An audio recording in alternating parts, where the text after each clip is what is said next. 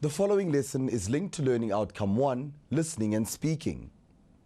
It addresses the assessment standard that requires learners to demonstrate knowledge of different forms of oral communication for social purposes, demonstrate planning and research skills for oral presentations, demonstrate the skills of listening to and delivering oral presentations.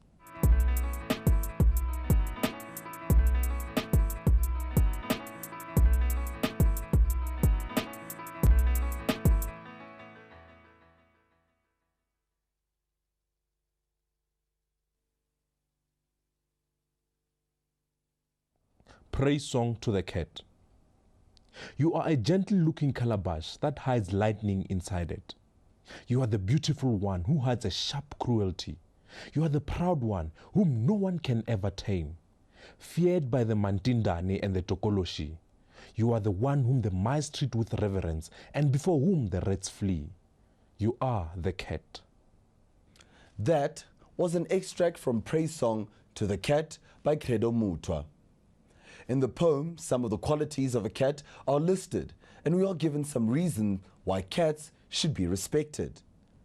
In today's lesson on oral texts, we are going to explore praise poetry in more detail, and we'll consider some more examples of praise poems. Here are the outcomes for today's lesson. By the end of this lesson, you should be able to analyze the contents of praise poetry, write a praise poem, present a praise poem. In our first lesson, we learned that praise singing consists of the reciting of a person's family history, sharing his or her great deeds, describing his personality, and sometimes criticizing what he has done. However, praise singers don't only sing the praises of people. In this lesson, we are going to find out more about the role of the praise singer and who or what praise poetry is composed about. We are also going to examine the skills and techniques of praise singers. Let us first examine the role of the praise singer. In his book, The Bones of the Ancestors Are Shaking, Russell H. Kashula tells us that the praise singer is a praiser, critic, educator, mediator, and political commentator. It is important to remember that the praise singer does not only praise leaders. Sometimes a praise singer would be the only member of the community who would be allowed to be critical of the chief or king. Because of this, the praise singer could also act as a mediator or go-between for the chief and the people. As teacher, the praise singer carries the history and customs of a group of people and teaches them to each new generation. In the days before democracy, many praise singers used every opportunity to speak out against the unjust political regime. Today, they continue to act as social commentators by giving their opinions on how the country is being run. A famous example of a praise song that serves as a political commentary was written by Alfred Kabula. In this poem, he honors Fosatu, which was the early form of the Congress of Trade Unions. This is a short extract from the long praise song. You are the hen with wide wings that protect its chickens. Protect us too with those sacred wings of yours that knoweth no discrimination. Protect us too so that we gain wisdom. Fosatu was a federation of trade unions, so it acted as an umbrella body for a number of different unions. Kabula wrote this praise poem in 1984, and in it he praises Fosatu for taking over the protective role that used to be held by the chiefs.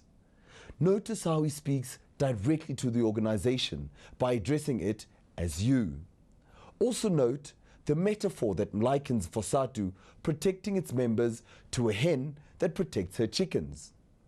Addressing the subject of the poem directly and using metaphors are common characteristics of praise poems.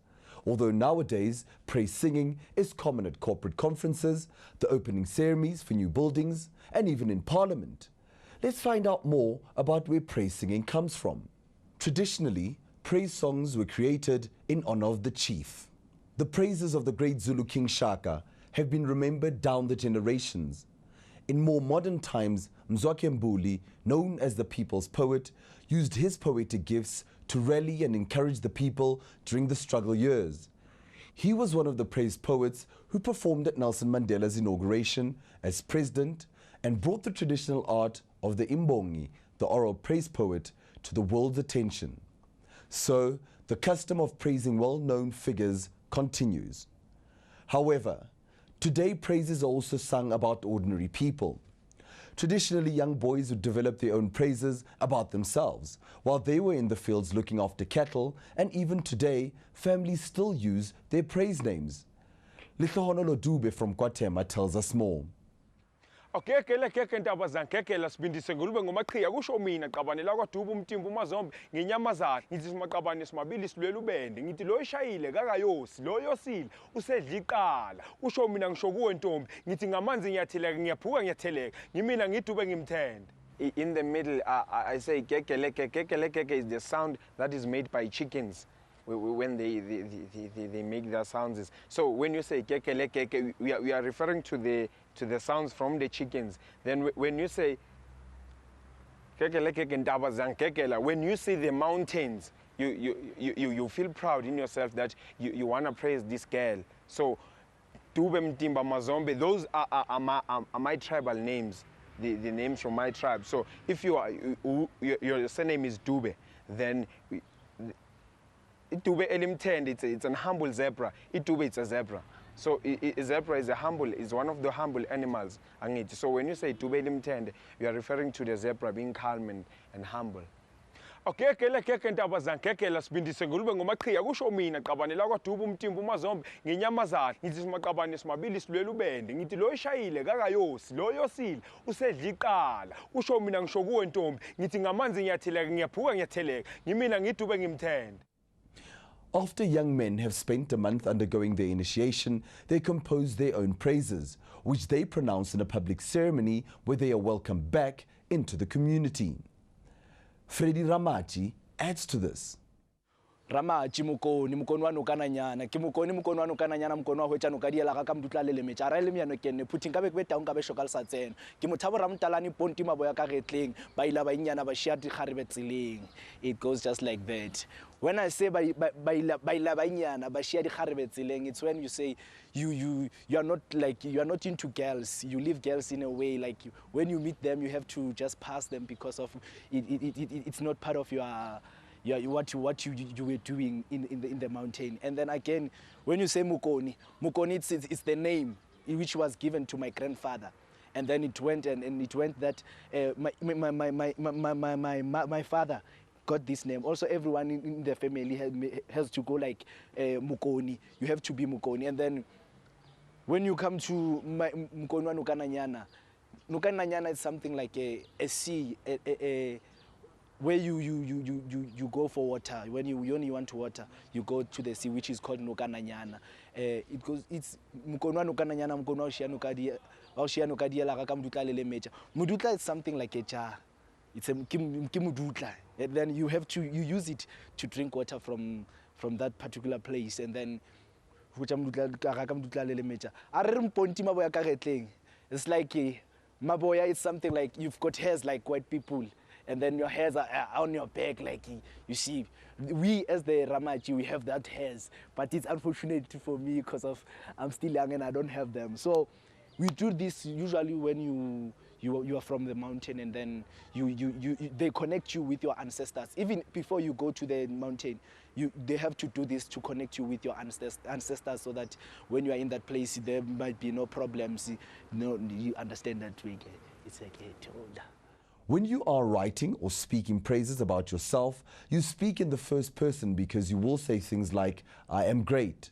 Here is an example of a praise poem in which Solani Mkiva praises himself. I do not have perfumed lips, but I speak the truth. I do not have cat eyes, but I can see the true colors of the universe. I do not have donkey ears, but I can hear what makes sense and what is a nuisance. Solani Mkiva was appointed praise poet to the nation by Nelson Mandela, and his words reflect the way he sees his role as a praise poet. He feels it is his duty to recognize what is important and to tell the truth, even though he has an elevated position. He also believes that it is up to him to see what is really going on in the universe and to distinguish what is worth listening to from what is just noise. So we have seen that praise poems can be composed about famous people and about ordinary people, and people can even write them about themselves. In the following poem, the praises of a non-human are sung. Can you work out what this poem is praising? You are the sun that rises in our morning. You are the river that moves on 4 legs, the river that brings us the milk that lives. You are the one whose udders are full. You are the one whose belly is huge. You are the mother of the calves. You are the mother of our babies. The poem we have just heard is called Praise Song to the Cow by Credo Mutwa. Rural Xhosa people place such importance on their cattle that it is not unusual that their cattle are honored in this way. As in the poem about Fosatu, the cow is addressed directly with the word you, and a range of metaphors are used to emphasize the cow's importance. For example, the cow is likened to energizing and nurturing things like the sun and a river, and she's seen as mother to our babies through the milk, meat, and skin that she provides. The examples that we have seen so far praise an organization and an animal, but how does a praise singer go about singing the praises of a person? Perhaps the greatest praise you can give someone is acknowledging them. So when a praise singer sings of a person, he is saying, I know you, and telling the audience a bit more about the person whose praises are being sung. Praises usually begin with the name of the person's house or family name, the person's clan name, and the tribe's name. If it is appropriate, the names of the person's chiefs will also be mentioned. Then, the praise singer will go on to list the person's virtues or good points and his or her great deeds. As the praise continue, the person will often be compared to an animal or bird, which will help to describe the person. For example, the traditional praise names for Shaka, the great Zulu king and warrior, include buffalo, which tells us of his strength. And he was also compared to, or referred to as, grey hawk and bird, devourer of other birds, which reminds us of his power and aggression. Each praise singer has his or her own style, but there are many aspects of praise singing that they have in common. Praise singers often use short, simple sentences. So, for example, if we were to sing the praises of Nelson Mandela, we might say, Shining star, he guides us on our way. Mighty eagle, he flies higher than the rest. Gentle lamb, he brings about peace. The name of the subject of the praises will be repeated over and over again. Also, most of the praises will be in the present tense, even when the subject matter is from the past. So in carrying on with our praises for Nelson Mandela, we could say, Madiba, upon whom the sun never sets. Madiba, you walk along the road of the heroes and heroines. Madiba, your colorful shirts free us from the collar and tie.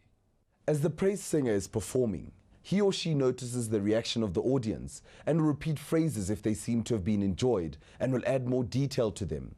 For example, if the audience liked the praises we have just heard, the praise singer may continue by saying, You there, Golitlahla, head boy of Qunu. See Golitlahla how he tends to us, all the people of our nation, as if we are his beloved cattle. Now, Golitlahla, the nations of the world also ask you to tend to them.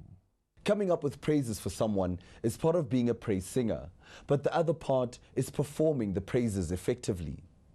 If you think about the praise singers that you have seen performing, they are usually very lively.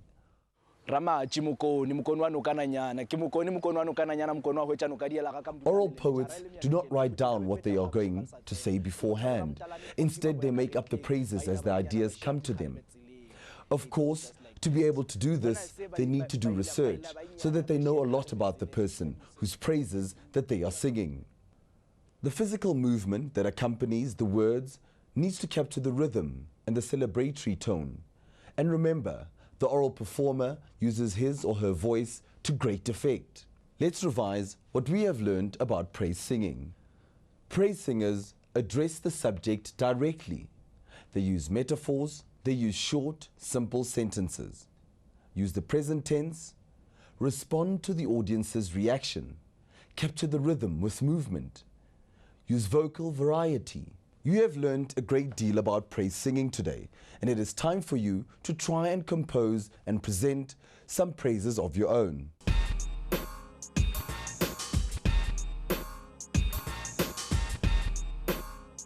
For this task, you will work with a partner.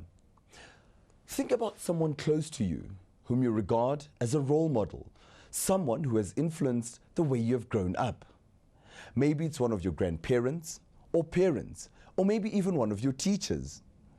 After you have chosen your role model, think about what you would say if you were to sing that person's praises. Think about that person's name and his or her family name. Do you know what clan or tribe that person comes from? Where did he or she grow up? And what would you say about the kind of person he or she is? What are his or her great deeds? When you have prepared your praises, say them to your partner. Remember what we heard about the techniques of the praise singer in action. Well, that's it for today. Be sure to watch out for the next lesson in this series where we will look at oral poetry. See you then.